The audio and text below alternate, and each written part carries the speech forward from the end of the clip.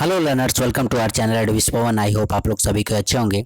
आज हम लोग class 11 elective English text book का नाम है वोवन वर्ड्स के बहुत ही इंपॉर्टेंट मल्टीपल चॉइस क्वेश्चंस का प्रैक्टिस करने वाले हैं, जो कि आप लोगों के लिए एग्जामिनेशन में काफ़ी हेल्पफुल साबित होंगे। और आप लोगों को पता चल गया होगा कि एग्जामिनेशन में आप लोगों को MCQs बेस्ड यानी मल्टीपल चॉइस क्वेश्चंस पर आधारित क्वेश्चन और आंसर्स का ही मतलब एग्जामिनेशन में पूछा जाएगा। ठीक है, क्लास 11 इलेक्टिव इंग्लिश। ओके, ध्यान दीजिएगा, इलेक्टिव इंग्लिश टेक्स्ट बुक का नाम है woven words. Okay, so let's start. Question number 1, Anton Chekhov was a great dash writer.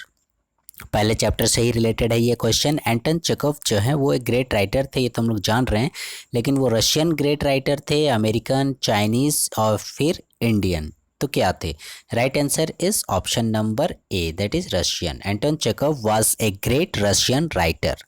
Second, Iona Potapov was a. ठीक है, ये पहला क्वेश्चन का ही ये कैरेक्टर है। आयोना पोटापोव वो था, क्या था? Car driver, taxi driver, cab driver, truck driver.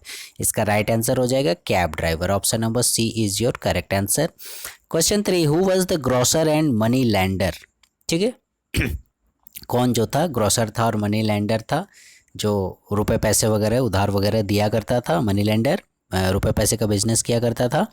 Azam Khan, Ramanand, Charlie Chaplin या नन ऑफ दिस। ठीक है, ये जो क्वेश्चन है ये लिया गया है आप लोगों का पेयर ऑफ मॉस्टेचर्स से। तो इसका राइट आंसर हो जाएगा ग्रोसर और मनी लैंडर जो है वो रामानंद था, सेठ रामानंद था। Okay, question number 4, what style of moustaches does the lower middle class wear. Same chapter से है। ठीक है, मैंने कोशिश किया है प्रत्येक चैप्टर से दो दो तीन तीन क्वेश्चंस को सेलेक्ट किया है। What style of moustaches does the lower middle class wear. ठीक है, किस प्रकार की मूछों का प्रयोग जो है लोअर मिडिल क्लास के लोग किया करते थे। ठीक है, लॉयन मॉस्टेच, लॉयन मूछ, टाइगर, चार्ली चैपलिन मॉस्टेच या फिर गोट मॉस्टेच। तो इसका राइट आंसर हो जाएगा आप लोगों का लोअर मिडिल क्लास फैमिली के लोग जो हैं चार्ली चैपलिन मॉस्टेच धारण करते थे। Okay, 5, the story the rocking horse winner is written by. ये जो चैप्टर है द रॉकिंग हॉर्स विनर, ठीक है, पॉल वाला जो घोड़े की रेस जीतता है। ठीक है, ये किनके द्वारा लिखा गया है? एंटन चेखव, DH लॉरेंस, मुल्कराज आनंद या फिर शेक्सपियर। तो इसका राइट आंसर हो जाएगा आप लोगों का DH लॉरेंस। ठीक है, इनके द्वारा ये chapter the rocking horse winner लिखा गया है। 6, what were the voices that Paul heard. Same chapter से, रॉकिंग हॉर्स विनर से ही ये क्वेश्चन है कि पॉल को उसके घर में क्या वॉइसेस मतलब क्या आवाज़ें सुनाई देती थी। There must be no money, there must be some money, there must be more money, there must be good money। देखिएगा आप लोग सारे ऑप्शंस जो हैं एक जैसे दिख रहे हैं, लेकिन यहाँ देखिएगा नो, यहाँ सम, यहाँ पर गुड और यहाँ पर मोर। तो इसी में आप लोगों को बाइफरगेट करना है और इसका राइट आंसर हो जाएगा there must be more money. यही वो आवाज़ थी जो पॉल को उसके घर में हमेशा सुनाई देती थी, मतलब हमेशा रुपए पैसे की कमी महसूस होती थी उसके घर के साजो सामान या उसके घर के हालात को देखते हुए। ठीक है, who is well known for his detective stories. ठीक है, इनमें से कौन जो हैं? भवानी भट्टाचार्य, DH लॉरेंस, एंटन चेखव, आर्थर कॉनन डॉयल। इनमें से कौन जो अपने डिटेक्टिव स्टोरीज कहने का मतलब होता है आप लोगों का जासूसी कहानियाँ।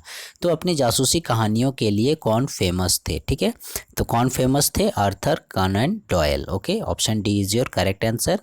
Question number 8, who was the partner and confident fellow to Holmes. Same chapter का, ठीक है, इसी चैप्टर से रिलेटेड है, डिटेक्टिव स्टोरीज से related, the adventure of 3 Gary से रिलेटेड, कि शेरलॉक होम्स का कौन जो है पार्टनर था और कॉन्फिडेंट यानी विश्वासी था। ठीक है, जॉन गैरीडेप, डॉक्टर पीटरसन, नथन गैरीडेप और डॉक्टर वाटसन। तो इसका राइट आंसर हो जाएगा option number D, that is doctor Watson. ठीक है, ये शेरलॉक होम्स जो जासूस था उसका बहुत ही अच्छा पार्टनर था और कॉन्फिडेंट भी था। ठीक है, the novel the God of small things is written by. ये जो नॉवल है the God of small things बहुत ही इंपॉर्टेंट, बहुत ही मतलब अच्छा नॉवल है। आप लोग मैंने हायर क्लासेस में जाइएगा तो ज़रूर इस नॉवल को पढ़िएगा, बहुत अच्छा नॉवल है। The God of small things ये किनके द्वारा लिखा गया है? मुल्कराज आनंद, अरुंधति रॉय, RK नारायण या फिर सुजाता भट्ट। तो इसका राइट आंसर हो जाएगा the God of small things is written by Arundhati Roy, option number B. The short story Papachi's moth is written bye पापाची, मामाची, सुजाता भट्ट और अरुंधति रॉय। ऑप्शंस को देखकर आप लोगों को ऐसा महसूस हो रहा होगा कि पापाचीज मौत किसके द्वारा लिखा गया है, तो अब बहुत सबका ध्यान जो है पापाची के ऊपर जाएगा, लेकिन वो गलत है। मामाची भी नहीं होगा, सुजाता भट्ट भी नहीं होगा। इसका सेम आंसर हो जाएगा आप लोगों का अरुंधति रॉय। इन्होंने ही पापाचीज मौत भी लिखा है और इन्होंने ही the God of small Things novel भी लिखा है। एक्चुअली क्या है, the God of small Things का ही एक पार्ट है पापाचीज मौत, ठीक है, एक छोटा सा हिस्सा जो अरुंधति रॉय के द्वारा ही लिखा गया था, उसी में का है the God of small Things का ही। Okay, retired Papachi and his wife Mammachi doing, ठीक है, इसी स्टोरी से रिलेटेड, पापाचीज मौत से ही रिलेटेड और the God of small Things से ही रिलेटेड है ये कि पापाची और मामाची, ठीक है, रिटायर होने के बाद पापाची ये लोग क्या बिजनेस करने लगे। क्लोथ्स बिजनेस, कपड़ों का, शूज़ बिजनेस, जूतों का, पिकल बिजनेस, अचार का, टी बिजनेस या फिर चाय का बिजनेस, ठीक है। तो ये क्या किस चीज़ का बिजनेस करने लगे, पिकल बिजनेस, अचार बनाने का बिजनेस करने लगे, ठीक है। Question number 12, Papachi was formerly a oblique N. Papaji जो हैं, पहले हमने यहाँ बात की प्रीवियस क्वेश्चन में कि रिटायर्ड पापाजी बोल रहे हैं, ठीक है। तो कहने का मतलब वो किस चीज़ से रिटायर हुए, क्या करते थे वो, एंटोमोलॉजिस्ट थे, ऑर्निथोलॉजिस्ट थे, डर्मेटोलॉजिस्ट थे या अर्गोनॉमिस्ट थे। एंटीमोलॉजिस्ट कहने का मतलब होता है कीड़े मकोड़ों कीट पतंगों का अध्ययन करने वाला। ऑर्निथोलॉजिस्ट होता है आप लोगों का बर्ड्स वगैरह का अध्ययन करने वाला। डर्मेटोलॉजिस्ट होता है स्किन का अध्ययन करने वाला, चमड़ा। और अर्गोनोमिस्ट हो गया आप लोगों का इक्विपमेंट्स, औजार वगैरह से रिलेटेड अध्ययन करने वाला, ठीक है। तो पापाची जो है वो किस चीज़ से रिटायर्ड थे, वो पहले क्या थे, एंटोमोलॉजिस्ट थे, ठीक है, कीड़े मकोड़े और कीट पतंगों वगैरह का अध्ययन करते थे, ठीक है। वही यहाँ जो टाइटल है आप लोगों का पापाचीज मौत, ये पापाचीज मौत उसी से रिलेटेड है। मौत माने ही एक प्रकार का मतलब कीड़ा वैरायटी हो गया, ठीक है। Mrs Croft was a dash year old lady, ठीक है ना, बड़ा कन्फ्यूज़न वाला क्वेश्चन। मिसेस क्रॉफ्ट की उम्र कितनी थी, वो एक ओल्ड लेडी थी, ये तो हम बतला ही रहे हैं, लेकिन उनकी उम्र कितनी थी, 99, 100, 102 और 103। तो इसका राइट आंसर, आप लोग यदि टेक्स्ट बुक नहीं पढ़े हैं तो नहीं बता पाइएगा, इसका राइट आंसर ऑप्शन नंबर 3, 103 साल की वो ओल्ड लेडी थी। The narrator first adjusted to the ways of life first in London by cooperating with his, ठीक है। लेखक जो है वो लंदन में अपने लाइफ को एडजस्ट किया रहने के लिए, वो सबसे पहले तो किन लोगों के साथ वो शेयर करता था, रूम बाथरूम वगैरह, किन के साथ वो शुरू में रहता था, Bengali friends, Bihari friends, London friends या फैमिली फ्रेंड्स वगैरह, ठीक है। तो इसका राइट आंसर हो जाएगा आप लोगों का बंगाली फ्रेंड्स, ठीक है, option A. 15, who was travelling by the slow Indian train, ठीक है, स्लो मूविंग इंडियन ट्रेन से कौन सफ़र कर रहा था, श्रीनाथ, सत्यजीत, सुंदरम या Satyamurthy. Right answer is Satyajit, ठीक है। Satyajit had caught a man with a cheque of rupees, ठीक है। सत्यजीत ने क्या किया था, एक फर्जी चेक साइन पकड़ा था, वो चेक कितने अमाउंट का था, ठीक है, that you have to be mention. आपको मेंशन करना है कि वो अमाउंट कितने का था, 2000 रुपये का चेक था जो उसने फर्जी पकड़ा था, या फिर आप लोगों का 20,000 या फिर 2 लाख या फिर 10,000। तो इसका राइट आंसर हो जाएगा वो कितने का चेक था, 2000 का, ठीक है। 17, what are the clues that signal the presence of the peacock, ठीक है। पिकॉक की उपस्थिति का क्या क्लूज जो है हम लोगों को मिलता है, जो ये बतलाता है कि वहाँ पर पिकॉक मौजूद है, ठीक है। According to the peacock poetry में पिकॉक की प्रेजेंस की क्या मतलब कुछ सिंबल दिए गए हैं, कुछ प्रतीक दिए गए हैं, ठीक है। A, the wind change its direction, हवा जो है अपना दिशा परिवर्तित कर देती है।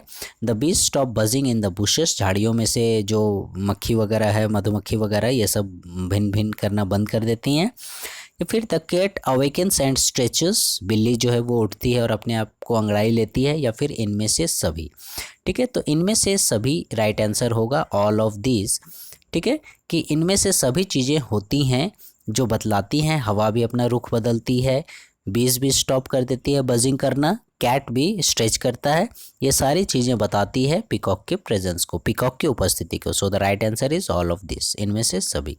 Question number 18, William Shakespeare's let me not to the marriage of true minds. ध्यान दीजिएगा, ये जो 3-4 क्वेश्चन अभी हम लोग लास्ट में कर रहे हैं ये पोइट्री से रिलेटेड हैं, ठीक है, वोवन वर्ड्स बुक में जो पोइट्रीज दी गई हैं उसी से।